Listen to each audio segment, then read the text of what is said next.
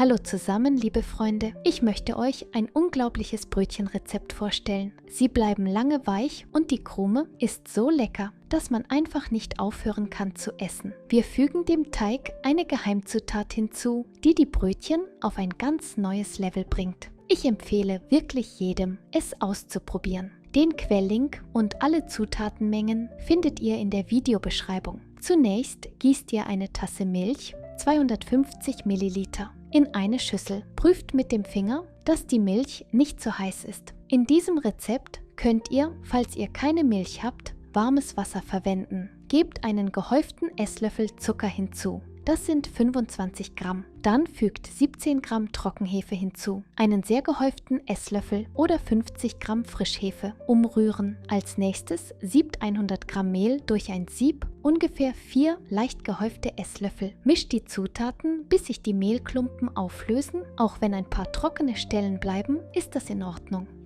Das Ergebnis ist ein flüssiger Vorteig, Poolish. Deckt die Schüssel mit Frischhaltefolie oder einem Küchentuch ab. Lasst den Vorteig 10 bis 15 Minuten bei Raumtemperatur stehen, damit die Hefe aktiviert wird und er aufgeht. Wenn eure Küche kalt ist, stellt den Vorteig in einen ausgeschalteten Backofen oder eine Mikrowelle mit einer Tasse kochendem Wasser daneben. Bereitet in der Zwischenzeit die restlichen Zutaten vor. Schlagt 2 Eier mit Zimmertemperatur in eine große Schüssel. Wenn ihr vergessen habt, die Eier rechtzeitig aus dem Kühlschrank zu nehmen, legt sie 10 Minuten in heißes Wasser, um sie aufzuwärmen. Gebt 200 Gramm Zucker hinzu, 8 gehäufte Esslöffel, einen halben Teelöffel Vanillepulver oder ein Päckchen, 10 Gramm Vanillezucker und eine Prise Salz zum Ausgleich der Aromen.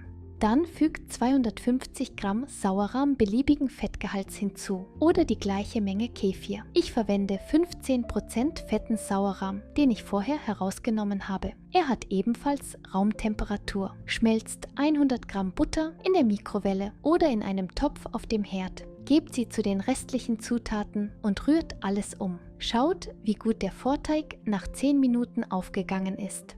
Rührt ihn um, das bedeutet, die Hefe ist aktiv und der Teig wird aufgehen. Wenn euer Vorteig nicht gewachsen ist, wartet weitere 10 bis 15 Minuten. Er ist vielleicht etwas kühl und die Hefe braucht mehr Zeit. Wenn er immer noch nicht aufgeht, ist die Hefe wahrscheinlich schlecht. Gebt den Vorteig zu den restlichen Zutaten hinzu, da es Sommer ist und die Küche warm ist. Geht der Vorteig direkt vor euren Augen auf. Alles zusammen vermischen. Jetzt siebt das Mehl durch ein Sieb und gebt es nach und nach hinzu, da sich die Zutaten bei jedem leicht unterscheiden und ihr den Teig nicht überladen wollt. Ich habe zunächst 3 250 Milliliter Tassen Mehl gesiebt. Zusammen mit dem Mehl gebt einen gestrichenen Teelöffel Backnatron hinzu. Das ist die Geheimzutat, die den Teig verwandeln wird. Optional könnt ihr, um dem Teig eine schöne gelbe Farbe, wie bei einem hausgemachten Eigelbteig zu geben, einen halben gestrichenen Teelöffel Kurkuma hinzufügen. Siebt die trockenen Zutaten hinein und mischt den Teig mit einem Spatel. Gebt noch 2 weitere Tassen Mehl hinzu und knetet den Teig von Hand in der Schüssel. Wenn der Teig sehr klebrig ist, fügt mehr Mehl hinzu. Wenn er nur leicht an den Händen klebt, habt ihr genug Mehl. Ich habe 800 Gramm Mehl plus weitere 100 Gramm im Vorteig verwendet. Insgesamt 900 Gramm. Ihr könntet etwas mehr oder weniger benötigen. Zielt auf irgendwo zwischen 900 Gramm und 1,1 Kilogramm. Sobald das gesamte Mehl eingearbeitet ist, lasst den Teig 10 Minuten ruhen, damit er sich leichter kneten lässt. Fettet die Arbeitsfläche mit Öl ein, gebt den Teig darauf und fettet auch eure Hände. Knetet etwa 10 Minuten. Ich stelle einen Timer auf meinem Handy ein, um sicherzustellen, dass es ordentlich gemacht wird. Wann immer der Teig anfängt, an euren Händen zu kleben, fettet sie mit raffiniertem Pflanzenöl ein und knetet weiter. Das macht den Vorgang viel einfacher. Der fertige Teig sollte elastisch, weich und leicht klebrig sein.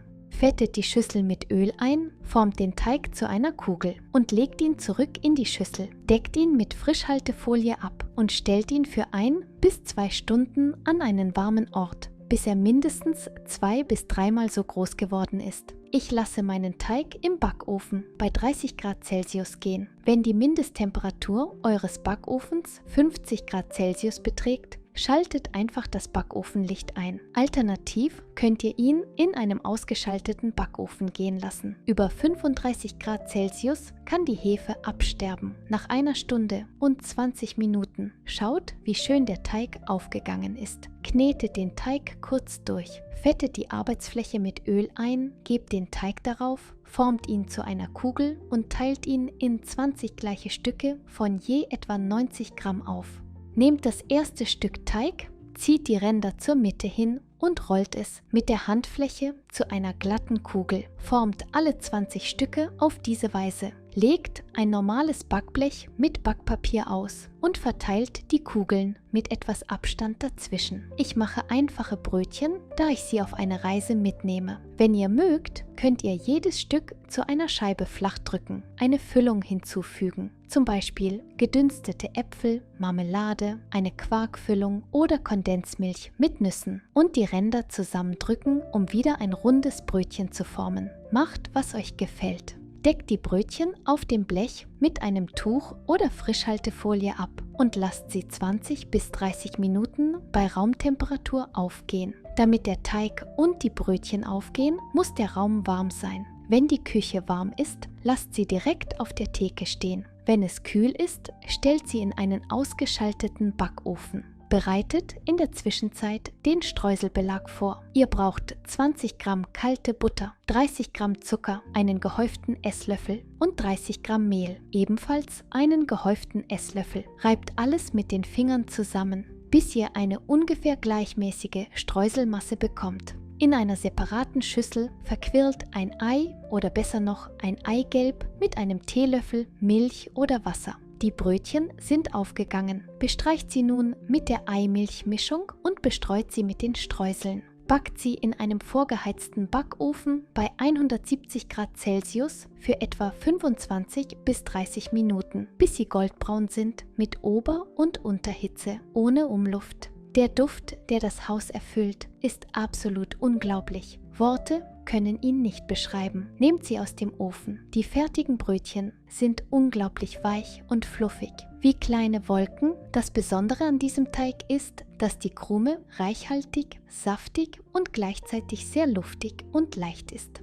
Backnatron wirkt hier als unterstützende Zutat. Es reagiert mit dem Sauerrahm oder Kefir, macht die Krume poröser, zarter und feiner und das Gebäck bleibt viel länger weich. Wie ihr seht, ist der Teig selbst recht reichhaltig, mit sowohl Sauerrahm als auch Butter. Dank des kombinierten Wirkens von Hefe und Backnatron ist der Teig gut und schnell aufgegangen und die fertigen Brötchen sind weich und luftig geworden. Ich möchte betonen, dass die Krume in diesem Rezept besonders lecker ist. Besonders beeindruckend, wenn man bedenkt, dass ich keine Füllung hinzugefügt habe. Die Brötchen sind goldgelb, haben eine schöne, reißbare Textur, sind mittelmäßig süß und haben eine buttrige, sehr reichhaltige Krume. Genauso wie wir es lieben. Dieser Teig kann für alle Arten von gefüllten Brötchen oder sogar süßen Schnecken verwendet werden.